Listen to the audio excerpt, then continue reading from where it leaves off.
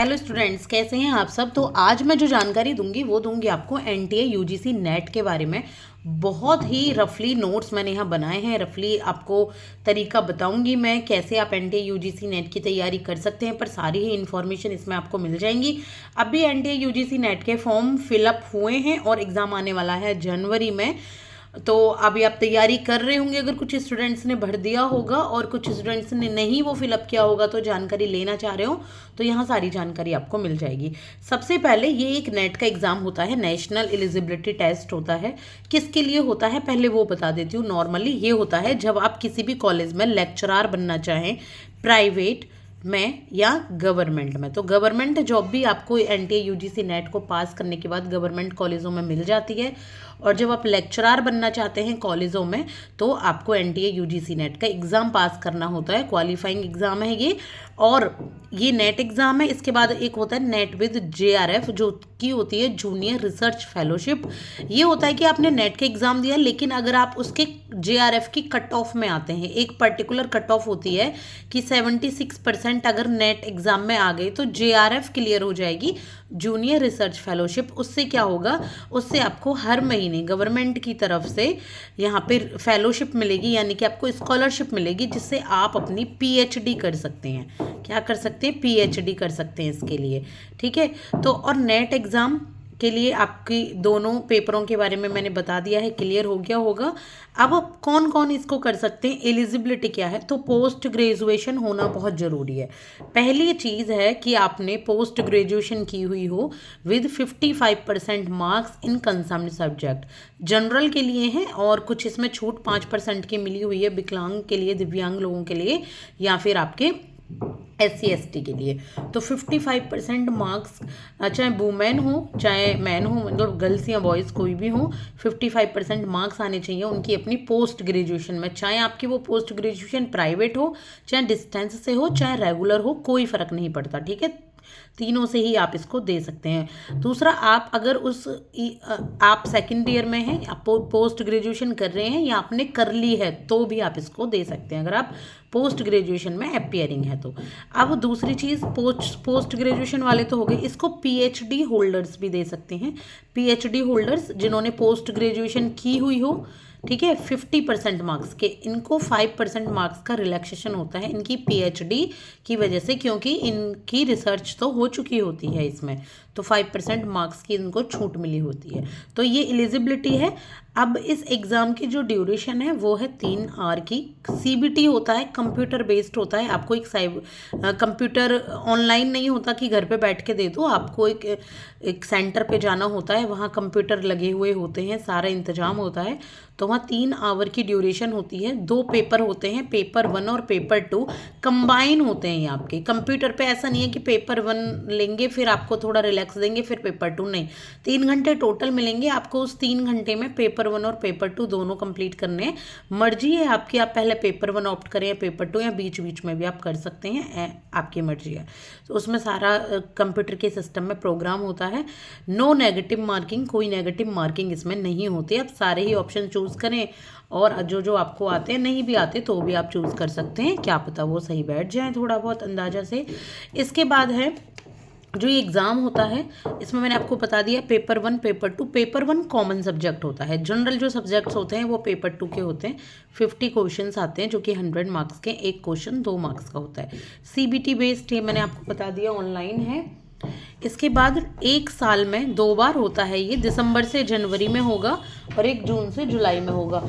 1 month के अंदर, तो दिसंबर और जनवरी में और जून या जुलाई के अंदर ये एग्ज़ाम होता है। ठीक है, तो इसके जो एग्ज़ाम फॉर्म है ये भी उसी महीने, उससे 1 महीने पहले, 1 महीने का तो आपको टाइम मिल ही जाता है, उसमें ये भरे जाते हैं। अब कंसर्न सब्जेक्ट यानी कि सेकंड पेपर कौन सा होता है, तो वो होता है जिसमें आपने पोस्ट ग्रेजुएशन की हुई हो।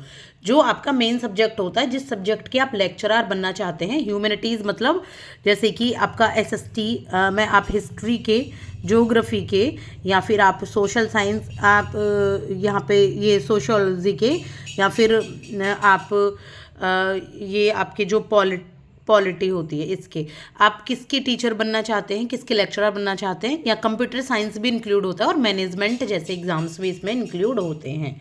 ठीक है, तो ये पेपर 1 और पेपर 2 के बारे में बातें हो गई। इसके बाद मैं यहाँ पर साथ के साथ आपको कुछ टिप्स और टेक्निक्स भी लेकर आई हूँ। ये मैंने नॉर्मल सी इन्फॉर्मेशन आपको दे दी है।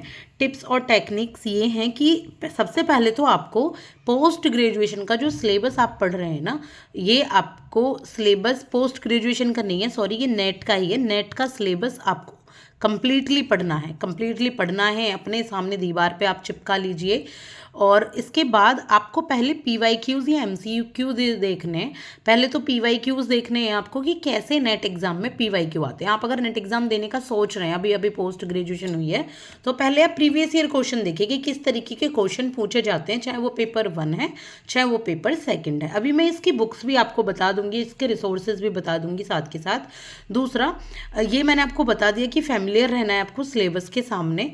और दूसरा, प्रायोरिटाइज देनी है आपको सिलेबस को। जैसा सिलेबस में है, सिलेबस के टॉपिक कंप्लीट करते जाइए और साथ के साथ उसके MCQs, प्रैक्टिस क्वेश्चंस या PYQs, उनसे रिलेटेड आप उन्हें पढ़ते चले जाइए, तो आपकी तैयारी हो जाएगी।